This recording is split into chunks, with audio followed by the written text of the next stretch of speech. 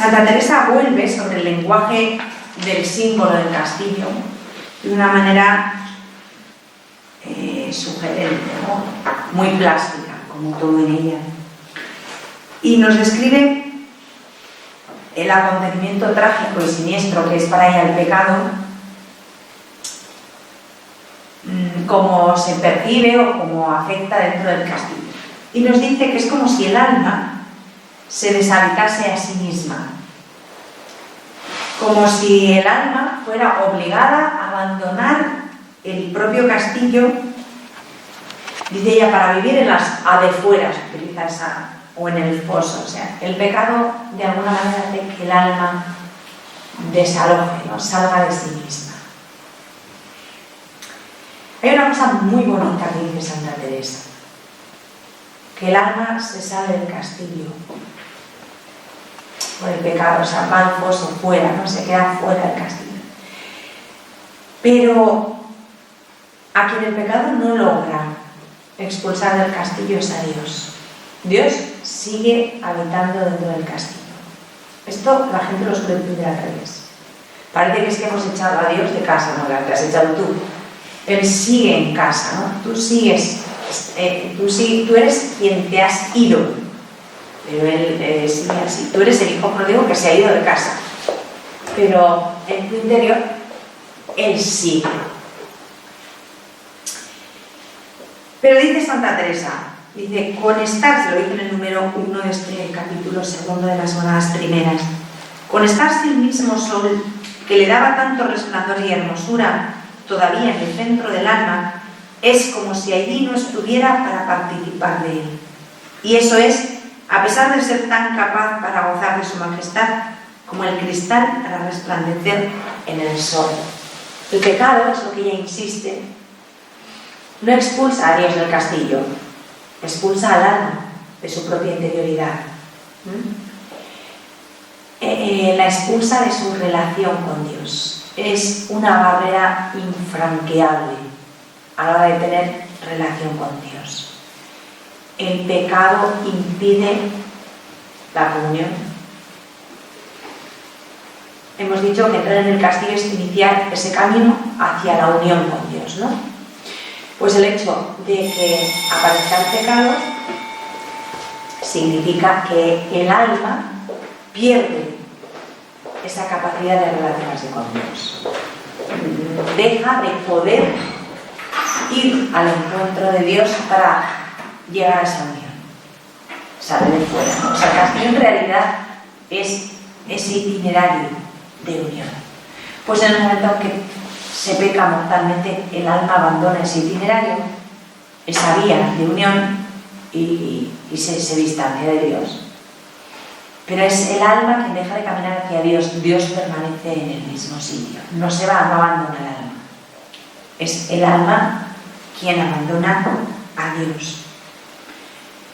Y Santa Teresa sigue utilizando imágenes muy plásticas para expresar la fealdad y el horror que le causa el pecado. Por ejemplo, habla de negra pez sobre el diáfano cristal del castillo, en el número 4. Negrísima agua y de muy mal olor, todo lo que corre de ella es la misma desventura y suciedad, dice en el número 2.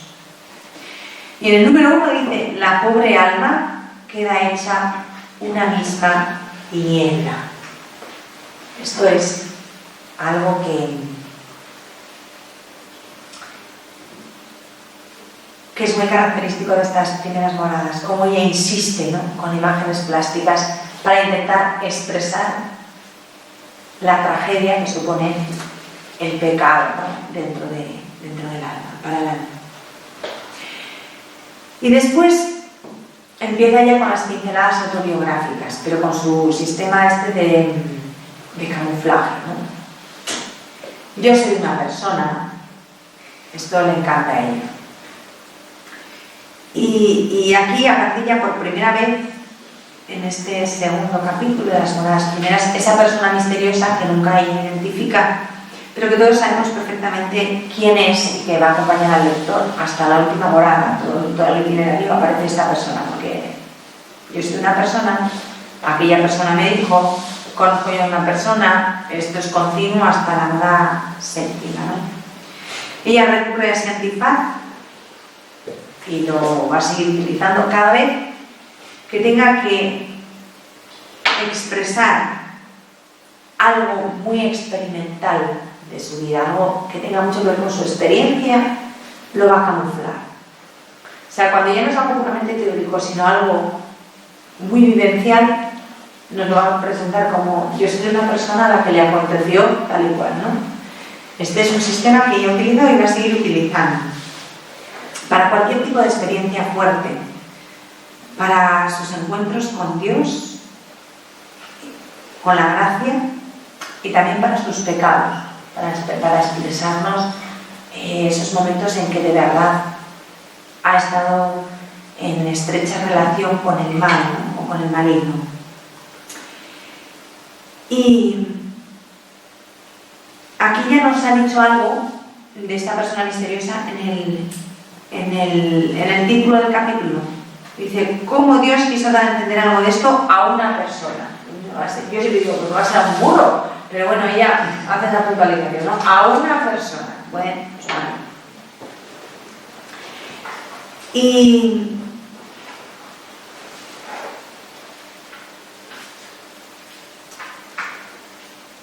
en el número 2 deja claro el estremecimiento interior y la conmoción que le causa a ella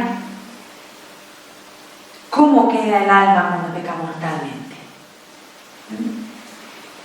Y dice aquella persona que le parece, si lo entendiesen, no sería posible ninguno pecar aunque se pusiesen los mayores trabajos que se pueden pasar.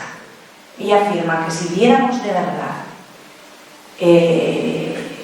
cómo el pecado nos hace fosfatina, ¿no? Y destroza el plan de Dios, dice que si lo viéramos y lo entendiéramos bien, nadie pecaría, por muy complicadas que estuvieran las cosas y muchas tentaciones que nos acosasen, ¿no? Que lucharíamos como jabatos con tal de no caer en la tentación, ¿no? Esto ella lo afirma.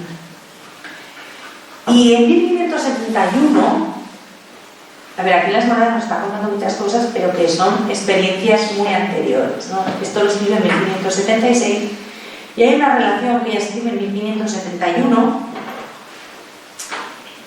en que ya nos habla de los dos extremos, gracia y pecado, que se le habían de alguna manera mostrado. O sea, ella tuvo una percepción clara de lo que era un alma en gracia y de lo que era un alma en pecado, ¿no? Y dice que el alma en gracia está habitada por la Trinidad. Dice ella: de cuya compañía viene al alma un poder que enseñorea toda la tierra. Y con el pecado, en cambio, el alma queda, nos dice, sin ningún poder, como una persona que estuviese del todo atada y liada y en gran oscuridad. Esto lo podemos leer, si lo queréis leer completo, en la relación número 24. Y entonces dice, con profunda emoción, con una gran carga emotiva: hicieronme tanta lástima las almas que están así, que cualquier trabajo me parece ligero para librar una. Parecióme que a entender esto como yo lo vi, que se puede maldecir, que no era posible ninguno perder tanto bien ni estar en tanto mal. Pues lo que os acabo de decir, que si lo entendiéramos bien, que si lo comprendiéramos bien, que si lo viéramos como ella lo vio, pues lucharíamos por las almas como ella luchó, ¿no? Y por decir esto y aclarar esto y que todo el mundo lo entienda. Me gusta cuando dice que se puede mal decir, o sea, que casi no se puede explicar, que hay cosas que uno comprende pero difícilmente se pueden llegar a transmitir o a contar o a expresar, ¿no? Y esta experiencia marca para siempre la vida de Santa Teresa y nos va a estar hablando de ello continuamente durante todo el libro. llega a las moradas séptimas haciendo alusiones a lo mismo, o sea, insiste con lo mismo. Por ejemplo, en Moradas Séptimas, capítulo 1, número 3, dice: como dije en la primera morada, lo dice ya al final del libro, y ella misma se refiere a la primera morada, ¿no? Como dije en la primera morada, que había entendido una persona, estas desventuradas almas están como en una cárcel oscura. Con razón podemos compadecernos de ellas y mirar que algún tiempo nos vimos así y que también puede el Señor haber misericordia de ellas. Se lo dice ella en las moradas séptimas. Es algo que nunca pierde de vista, lo tiene siempre presente, ¿no? El estado lamentable del alma que no está en gracia de Dios. Esta insistencia simplemente es la prueba de que para ella esto no es algo secundario o algo que no tiene importancia, sino que es importantísimo para todos y de manera especial para los principiantes, que son los que estamos en las primeras moradas, ¿no? Entonces, ¿por qué esto es tan importante para los principiantes? A ver, siempre que Santa Teresa toca el tema del mal, sobre todo el mal del pecado en el hombre, que es lo más... Cuando ella habla del mal, casi siempre se está refiriendo a eso, no de un mal concreto, sino el pecado en sí como el peor mal que oprime y asola al hombre. Pues siempre que ella habla de eso, se estremece. Ella es una mujer que es todo menos insensible, tiene una sensibilidad extraordinaria, una afectividad impresionante, y Santa Teresa, permitidme la expresión, todo es a lo bestia. Si ama, ama a lo bestia; si llora, llora a lo bestia; si se enamora a lo bestia; si mete la pata, mete a lo bestia; y si llega a la unión mística, pues también es a lo bestia. O sea, las medianías, el comedimiento no va con ello. Entonces, cuando algo le preocupa y le duele, pues también le duele y le preocupa a lo bestia. O sea, se conmueve mucho. Y el tema del pecado la estremece, o sea, la sacude y la estremece. Es algo que se capta cuando tú ya has leído mucho a Santa Teresa. Te das cuenta de que cuando habla del pecado con un dolor y un dramatismo que llaman la atención en ella, porque ella no es una mujer melodramática, ni tristona, ni trágica, ¿no? Es una persona alegre, optimista, salada, ocurrente. Y cuando habla del pecado, todo su discurso y toda su prosa se revisten de una gravedad, de un tinte de verdadero dolor, que es llamativo. O sea, es muy curioso, ¿no?, con respecto al resto de cosas que escribe. Y en el camino de perfección, por ejemplo, cuando llega a comentar, ¿sabes?, que el camino de perfección es un comentario del Padre Nuestro, ¿no? Pues cuando llega ya al final del camino a comentar la expresión de Jesús: mas líbranos del mal, pues la cosa llegó a tanto que ella escribe en una página en que es un puro clamor. O sea, ella se estremece y aquello es un clamor no exento de patetismo. O sea, escribe una página que dices, te impresiona, porque no tiene mucho que ver con el resto del libro, que es mesurado y distendido. Y cuando llega Mas líbranos del mal, la página es tan patética y tan desgarradora que llega tonto del defensor de turno y se la hace arrancar literalmente al ras. En el Códice del Escorial está, y en el de Valladolid no está. O sea, está suprimida, ¿no? Y pasa lo mismo con las exclamaciones. En la exclamación número 10, sí, es la exclamación número 10, cuando habla del salmo cercáronme dolores de muerte, llega un momento que ella escribe así: oh, qué grave cosa es el pecado. O sea, entre exclamaciones. O sea, para ella el pecado es algo que no le asusta, no le tiene miedo, le duele profundamente. O sea, la gravedad del pecado la estremece de dolor, ¿no? Esto es muy importante. Pero bueno, el colmo ya entre los textos teresianos, su estremecimiento más grande ante el pecado lo encontramos en el libro de la vida, capítulo 32. Claro, todo tiene su aquel.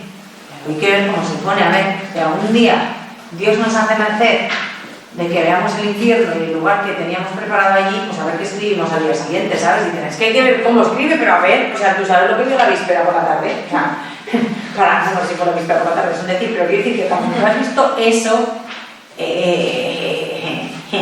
se graba no solamente la visión del infierno, sino el sitio que estaba preparado para ella. Tócate las narices. O sea, entonces, claro, es desgarrador cómo ella se expresa y lo que ella dice.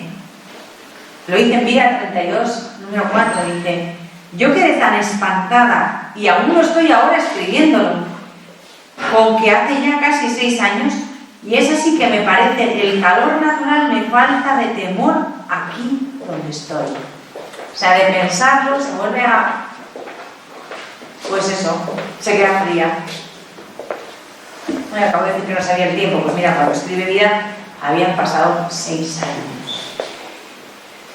Pero porque la impresión tuvo que ser, pues eso, valga la redundancia, la impresión le quedó impresa dentro del alma, ¿no? Dentro de la memoria, no se le olvida. Pero de hecho ella dice, solo dice ella, que fue de todas las gracias místicas que recibió, porque la visión del infierno también fue una gracia mística. O sea, que no siempre son cosas bonitas, escuchar palabritas y fervorines y angelitos y fuegos, sino fuegos, pero de los otros también, ¿no? Sí, no siempre es en plan, ay, qué bonito, no siempre eran deleites, como ella dice, ¿no? Sino el horror del infierno. Experimentar, yo entiendo, esto no sé si es exacto, pero es mi percepción, ¿no? La visión del infierno fue una visión, pero sobre todo fue de alguna manera no ver el infierno y ver el lugar que estaba preparado para ella, sino que de alguna manera ella experimentó esas penas del infierno, ¿no? El sufrimiento del que está en el infierno y el lugar. Y ella dice, ella lo dice, no es cosa mía, lo dice ella, que fue una de las gracias que más le aprovechó en la vida. Pero yo pienso, esto es totalmente de mi cosecha, que fue ya el último cartucho que le quedaba al Señor, todo día con ella. O sea, estaba ella hasta allí, o sea, ya no sabía qué hacer, por las buenas no iba, ni con gracias, fervorines, éxtasis y querubines, historietas, no, ella seguía en su bola, seguía sin convertirse, queriendo contemporizar, ¿no? Y tal. Entonces ya hay un momento que dijo yo, mira, a ver, pues sí, esta chica por la buena no funciona, va a ir por ser que va a ser por las malas, o sea. Y entonces ya yo creo que ya fue el último cartucho, le dijo, mira, o cambiamos de vida o mira, esto es lo que está preparado, o sea, esto es lo que hay, ¿no? Y funcionó. Claro, fue un revulsivo cambio de vida, y dije, toma, si no cambias de vida por eso, apaga y vámonos, ¿no? Yo tengo la impresión de que fue el último cartucho porque ella era cerca y tenaz. Y yo creo que ya el Señor dijo, pues es que no sé qué hacer con ella, pero no puedo quedarme sin ella. O sea, no puedo vivir sin ella, no me voy a perder, porque... pues sencillamente porque él estaba enamorado, pues como Dios se enamoró de Santa Teresa, ¿no? Lo digo con todo cariño y para nada quiero ser irreverente, se enamoró de ella como un loco y entonces no escatimó medios. Entonces dijo, para que no me falte porque no me la quiero perder, pues ahora le voy a enseñar el infierno, cosa que no es muy normal, ¿no? Vale, que ahora ya no me quede último recurso. Si la mato del susto, la maté. Pero si la mato del susto, la maté. Pero es que no sé qué hacer con ella para que venga a mí y se dé del todo a mí. Oye, pues lo funciona. Y claro, para ella fue un cambio total de vida. Y ella lo dice, que fue la gracia que más le aprovechó. Digo, mira qué salada. Entonces, hay una cosa que dice el padre Tomás Álvarez, ¿no? Dice, entonces, estas páginas, volviendo a las moradas, estas páginas de este capítulo segundo de las moradas primeras son arcaicas, están anticuadas, están pasadas de moda. Es una visión pesimista del pecado, algo trasnochado, algo que ya no. ¿Será que Santa Teresa, dice el padre Tomás, es el último testigo del cristianismo medieval y nos pinta las cosas como si fuera, pues eso, la Divina Comedia o algo así, ¿no? De Dante? Pues estos interrogantes que el padre Tomás Álvarez pone son interrogantes que a muchos lectores de hoy les pueden surgir, ¿no? Que, bueno, esto parece entre el castillo, el demonio, las sabandijas, el foso, esto parece la Divina Comedia, ¿no? Una cosa así, ¿no? Esto se ve que es literatura pasada de moda, o sea, es algo antiguo. Y efectivamente, como os he dicho hace un momento, nos encontramos que en el siglo XXI, con el sentido del pecado que se tiene en el siglo XXI, que es prácticamente nulo, aun para los creyentes, pues sí que es verdad que el planteamiento que nos hace Santa Teresa de toda esta situación, pues nos puede parecer anticuado, sobre todo porque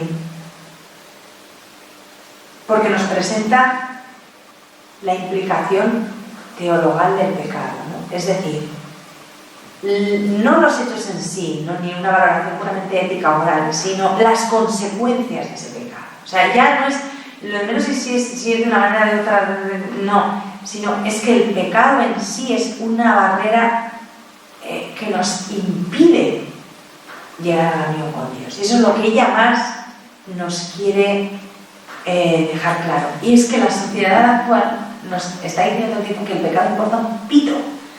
Que Dios es tan bueno, tan bueno, tan bueno y tan estupendo y tan misericordioso, que es que el pecado no tiene ninguna importancia, no hay nada. Y es que eso es mentira, pero es lo que hoy día, esto los que hablan del pecado, porque otros directamente lo han borrado del diccionario, o sea, no, el pecado no existe, porque la ética es todo relativo, entonces el bien, el mal, entonces pues el pecado ya se lo han cargado de raíz, ¿no? Pero los que hablan del bien y el mal, el pecado lo han dejado como una cosa que, porque no tiene ningún valor, ninguna fuerza, ninguna importancia, y eso es mentira, ¿no? Frente al bien, sumo, es Dios, el mal, que es el pecado, tiene importancia, ¿no? Porque hay que posicionarse. Ese es el problema de que se puede ser ambiguo, bueno, malo, regular, da igual. Eso no es impedimento para ser estupendo y ser un buen cristiano, es mentira. Pero aun dentro de determinados ambientes de la Iglesia nos lo pintan así, ¿no? El pecado no tiene tanta importancia, lo único que importa es que Dios es bueno. Sí, o sea, si yo estoy convencidísima que Dios es bueno, pero yo tengo que asumir también mi responsabilidad y ver qué tipo de relación quiero tener con Dios, ¿no? Pero esa última parte no la cuenta.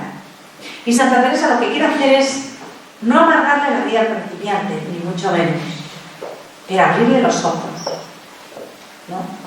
Y es que leyendo yo ahora este primer capítulo de las primeras moradas, yo digo, el mundo vive o en el foso o en la morada primera, estamos ahí. El collar que la primera morada está. Ya os digo que hasta llegar a las terceras me resulta bastante. No me hace muy feliz, pero según lo he estado leyendo ahora estos días para preparar un poco esto, digo, es que efectivamente la situación actual hoy es o fuera del castillo total o con mucho la primera morada. O sea, no. Y nos encontramos en la situación de que tenemos que, lo que hace Santa Teresa con el principiante es ponerle la realidad, a ver, la verdad es esta, no es para amargarte la vida, pero es que esto es lo que hay, pues al final es que es lo que nos toca hoy hacer. Decirle a la gente, a ver, atención, estamos aquí y esta es la situación y estamos con una serie de barreras que nos pueden impedir avanzar o incluso sacarnos fuera de nuestro propio castillo interior, ¿no? Me he dado cuenta de que tristemente las primeras moradas son muy actuales, muy actuales hoy día, ¿no? Es el drama grande de nuestro tiempo. Y Santa Teresa no es ninguna aguafiestas cuando nos presenta así las cosas. Lo que hace es encarar al hombre con la verdad y con dos situaciones importantes. Primero, es lo que ha hecho en el primer capítulo, encarar al hombre con su propia dignidad. Y segundo, con la gravedad y la fealdad que el pecado acarrea.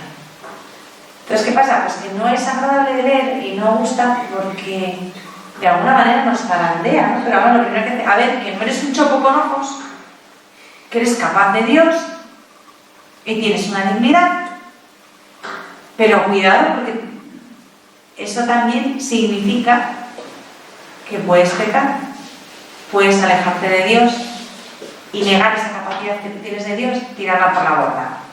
Y esto no es un juego, las dos cosas son muy serias. Entonces Santa Teresa nos da un meneo y dice, a ver, esto no son dos tonterías, son dos cosas fundamentales y básicas y hay que enterarse, ¿no? Esto es lo que hace la Santa en las primeras moradas.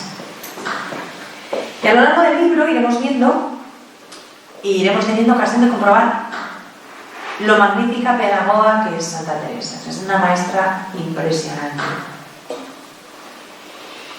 Y como buena pedagoga hay un filón, es que a mí me encanta porque es todo lo contrario a una monjita. Por eso me encanta. Es el programa este de Al filo del imposible, pues está Santa Teresa. O sea, va todo el tiempo a lo largo del libro recordándonos que hay un riesgo. No nos deja acomodarnos, relajarnos, decir tranquilidad, esto está todo en orden, vamos a ser buenas chicas, lo vamos a llevar todo controlado. No. Cada vez poco dice, a ver, atención, que no lo podemos cargar todo y decir, oye, que hago fiestas de mujer. No, que realista y qué valiente, porque además te dice la verdad, no te engaña, ¿no? Por eso es una madraza, porque no nos engaña.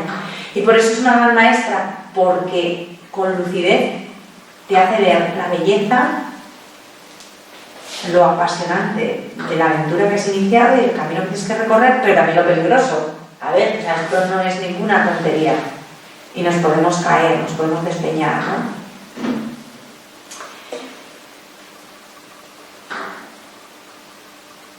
Ella habla del sentido del riesgo que explota, últimamente, pero no en negativo, sino un poco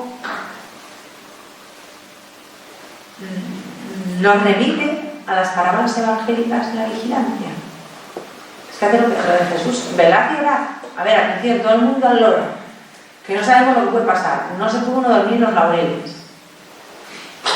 Eso lo dice Jesús, o sea, no es invento teresiano, ¿no? Y ella nos lo recuerda, que no nos podemos acomodar ni bajar la vigilancia. Hay que estar atentos, ¿no?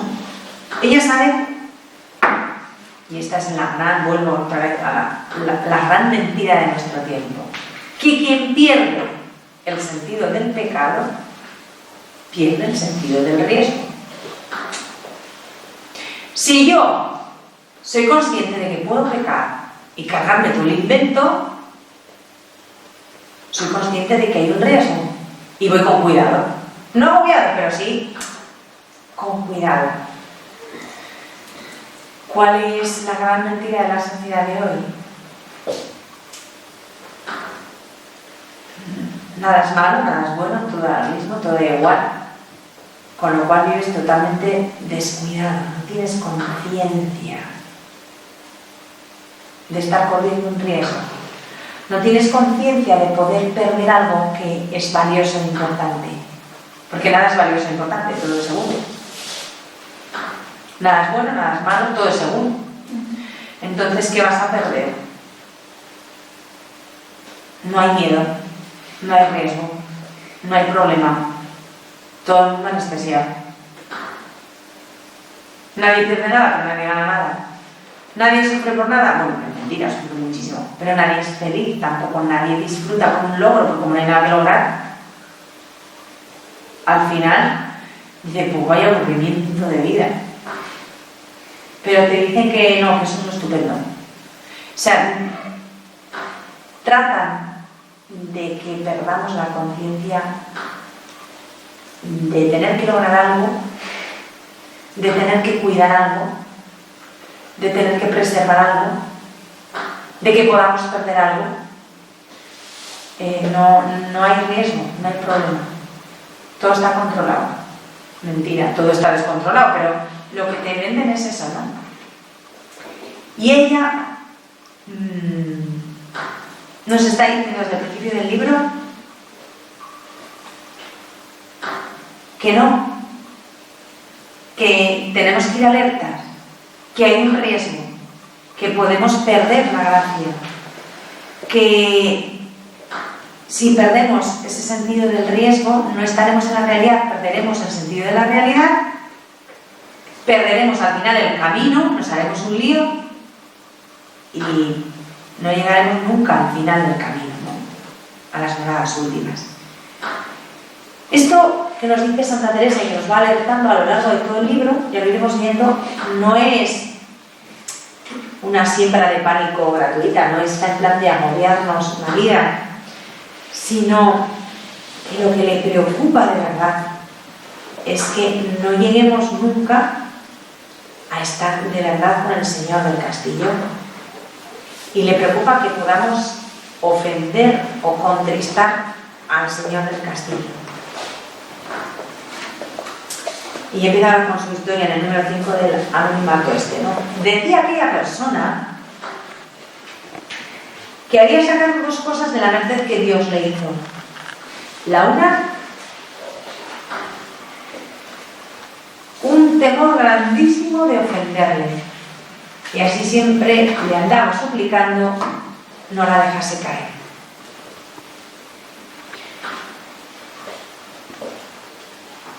Es esto lo que ella intenta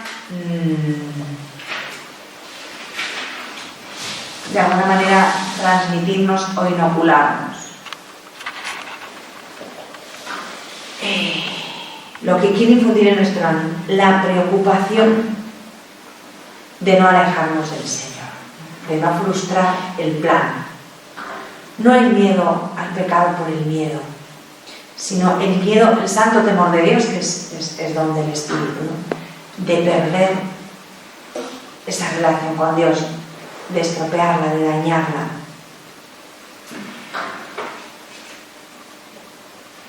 Y